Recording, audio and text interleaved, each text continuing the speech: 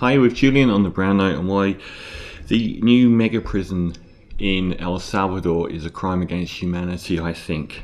So, the gang MS-13 and its rival 18th Street have dominated crime in El Salvador and allegedly are two of the largest by number criminal enterprises in the world. MS-13 ages ago had like 100,000 members. The new president there, no mattresses, 2 toilets for every 100 men. The country has created the worst prison on earth to accommodate more than 40,000 suspected gangsters targeted by President Nayib Bukele's war on crime. Always a dodgy term, that. They've transferred 2,000 members to the Center for Confinement of Terrorism. This will be their new house where they will live for decades, all mixed, unable to do any further harm on the population. Some pretty confronting pictures of the famously heavily tattooed men, all bent over with their hands behind their shaven heads. Just stacked into a facility, never being allowed to leave, and living in the most horrendous confinement possible.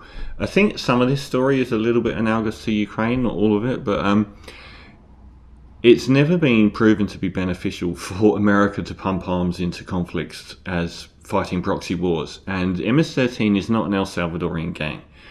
What happened is Reagan's view of Central America is, let's stop the commies. El Salvador had a left-leaning government coming in to power, or to take over from, the totalitarian era. So America decided to fight that with a proxy war, with a bunch of very, very bad right-wing paramilitaries, and it led to tens of thousands of El Salvadorian civilians being murdered and dying in the conflict, as well as soldiers, and it was a large part of the installation of what became the cocaine route as well into the Americas. We know the story of, as Killer Mike said, bricks landing on military planes, where American military planes were dropping off cargo and arms and soldiers they were training in America, who were El Salvadorian right-wing paramilitaries, mainly just idiot criminals by the sounds of it.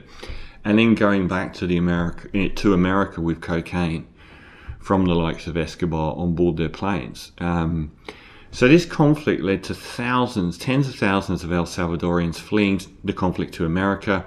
The ones that alighted in LA, which was already rife with gang culture between the Bloods and the Crips, had to fight to stay alive and formed MS-13, Mara Salvatrucha, which is either El Salvadoran soldier ants or whatever. It's not really completely defined as to what Mara Salvatrucha means. But MS-13 and 18th Street are the two biggest gangs. But they formed in LA, and then once the gang members in LA were arrested and found to be El Salvadorian, they were deported. So the gang culture was exported to El Salvador.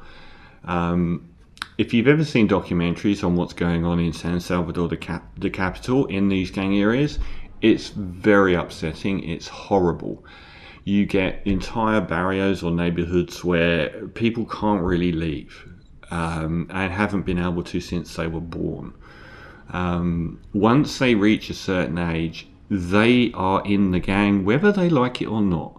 And the criminality of these gangs has been some of the more confronting since we learn of Mexican cartels and Colombian cartels and what they can do to people.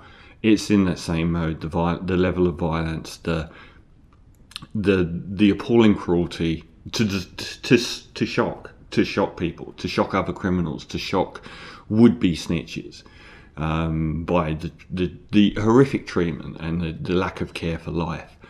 But that's not as simple as that. If you are born in one of these gang neighborhoods, which are vast and occupy a large part of San Salvador, you don't have any option. There's nowhere else you can go. You can walk a few streets and be killed because you came from one of the streets that is traditionally a different sect of a different gang. You might be stuck in those few streets for the majority of your whole life.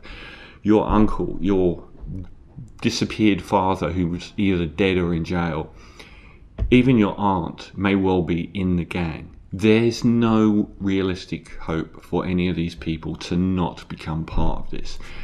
And even you can mock Ross Kemp all you want, the ex-EastEnders actor, but he's made some really good documentaries, and it always stuck with me when he made one where he went to San Salvador and met with these gang members.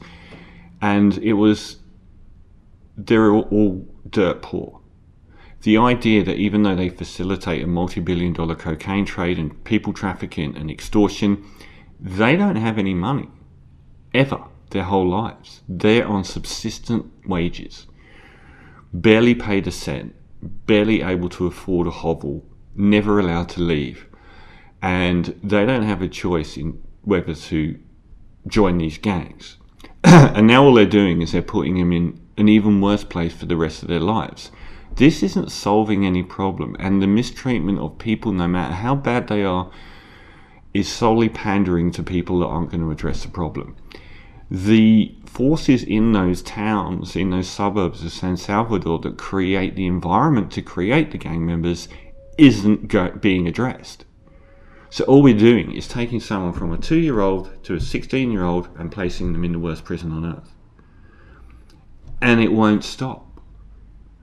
There are places like Medellin in Colombia that should be held aloft by the global community for the way that they turned a similar environment into somewhere that is nice, borderline at times middle class, safe. They did it through addressing the things that no one is addressing in places like San Salvador, which is, access to education for children being front and center. They don't have any.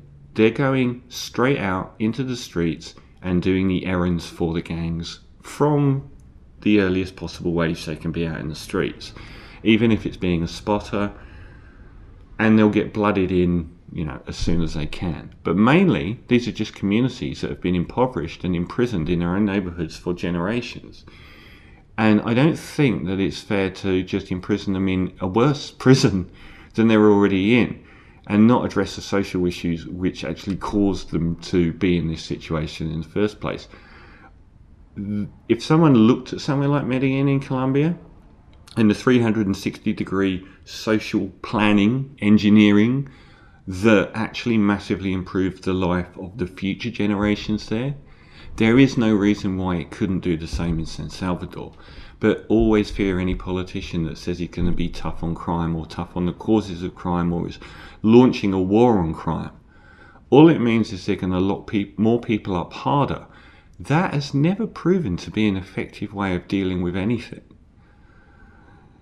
So I think that saying that you're pretty much borderline torturing people who really had no other option in life but to end up in your prison, and not everyone in those neighborhoods does join the gang or end up in those gangs, but for young men, it's incredibly difficult in certain areas for them not to, and very dangerous for them not to.